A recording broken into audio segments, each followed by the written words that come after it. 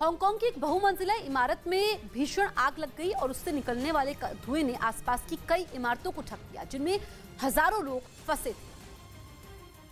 आग को बुझाने के लिए हांगकांग की फायर ब्रिगेड ने कड़ी मशक्कत की। आग एक गोदाम की इमारत में लगी थी और फिर इसने भीषण रूप ले लिया। कुछ ही देर में पूरे इलाके को अपनी चपेट में ले लिया। आग पर काबू पाने के साथ साथ फायर ब्रिगेड ने 4 स्कूलों और एक बहुमंजिला इमारत को खाली करवाया, जहां से करीब 3500 लोगों का रेस्क्यू किया गया, जिनमें महिलाएं और सैकड़ों स्कूली छात्र भी शामिल थे। धुएं की वजह से 2 लोग बीमार भी पड़ गए। प्रशासन ने आसपास की इमारतों के दरवाजे खिड़कियां बंद रखने को कहा है, लेकिन इतनी भीषण आग कैसे लगी इसका पता नहीं चल पाया है।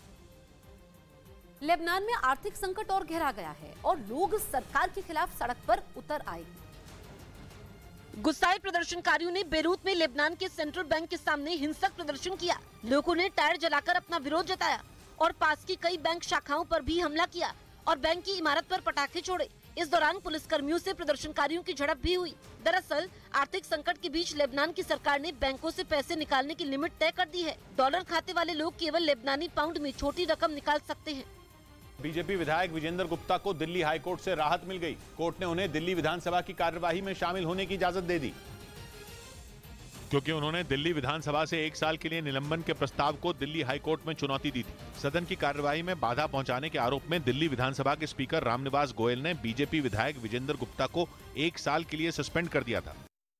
रूस के एक सांसद ने ब्रिटेन को नक्शे से मिटाने की धमकी दे डाली। उन्होंने रूस और यूक्रेन के बीच छिड़ी जंग के लिए ब्रिटेन को दोषी ठहराया और यह आरोप लगाया कि ब्रिटेन लगातार जंग की आग में घी डालने का काम कर रहा है, जिसकी कीमत उसे चुकानी ही पड़ेगी। आंद्रे गुरेलेव नाम के रूसी सांसद ने दावा किया कि ब्रिटेन ने रूस से ऐसी दुश्मनी मोल ले ली है कि अब वो बच नहीं पाएगा।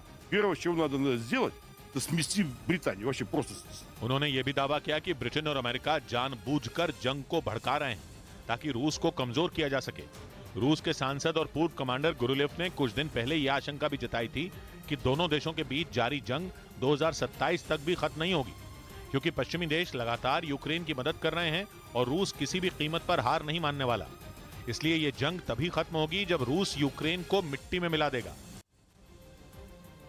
कंगाली की कगार पर पहुंच चुके पाकिस्तान को अब IMF से आखिरी उम्मीद है, लेकिन अंतर्राष्ट्रीय मुद्रा कोष ने एक बार फिर शहबाज सरकार के सामने कड़ी शर्त रख दी है।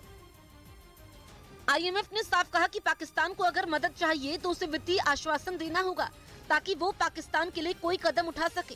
दरअसल कुछ दिन पहले श्रीलंका को IMF ने $3 अरब के राहत पैकेज का ऐलान किया था। इसमें से $330 मिलियन की तुरंत मदद की बात कही गई थी। पाकिस्तान इस समय EFF की बहाली के लिए IMF से बातचीत कर रहा है। पिछले 2 सालों से बातचीत अटकी हुई है, लेकिन IMF के सामने पाकिस्तान की हर चाल नाकाम हो रही है। ऐसे में शहबाज शरीफ की सारी उम्मीद अब सऊदी अरब और चीन पर टिकी है।